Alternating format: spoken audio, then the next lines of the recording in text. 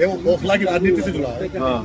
2012 में जब अमानतुल्लाह था उस वक्त में रामविलास पासवान की पार्टी में हुआ करती थी। हाँ, कांग्रेस में भी थे माशाल्लाह वो। जी, हाँ, तो वो धरने पर बैठ गए थे क्योंकि वहां से गलत तरीके से लड़कों को उठाया जा रहा था। वो कांग्रेस की सरकार थी, यूपीए सरकार में लड़कों को उठाया जाता, तो वो धरने पर बैठ गए थे उन गिरफ्तारियों के खिलाफ।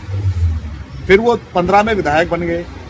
उसके बाद से सीए एनआरसी उसके पहले भी कई सारे लड़के गिरफ्तार हुए।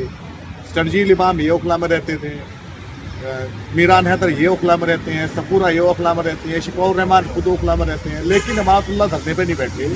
तो क्या और वो अब वो डरा रहे हैं कि अगर मैं विधायक नहीं बनूंगा तो फिर से वही लोड करा जाएगा, दिल से वही लोड करा जाएगा, अवैध गिरफ्तारियां होनी शुरू हो जाएंगी, आपकी बिल्डिंगें टूट जाएंगी। नहीं, बिल्डिंगें तो बाटला है उसके बाद तोड़ी गई आज से थोड़े दिन पहले। एक पिटीशन गैंग है जो डीलर से मिला हुआ है। सवाल ये पैदा होता है कि क्या वसीम की आंख नहीं तोड़ी गई जामिया मिलिया में? क्या पुलिस ने घुसकर जामिया में बच्चों को नहीं मारा? क्या पुलिस ने जितने आप नाम गिनवाए जो पॉलिटिकल प्रिजनर्स हैं उनको अरेस्ट नहीं किया?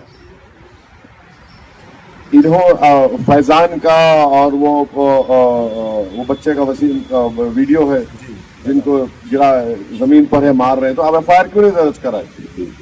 जब तबलीगी जमात पर आप कंप्लेन देकर एफआईआर दर्ज करवा सकते हैं तो इन पर क्यों नहीं करवाया आपने? आप तो लोकल एमएलए है ना, आप करवा सकते थे।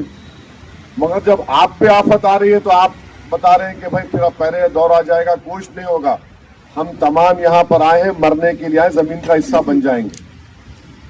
अगर कोई ये देखिए, ये इनके जुमले से उनका गुरूर जाहिर होता है कि मैं जिंदा हूं तो मैं ऐसा रहूं। भाई कोई कुछ नहीं होगा।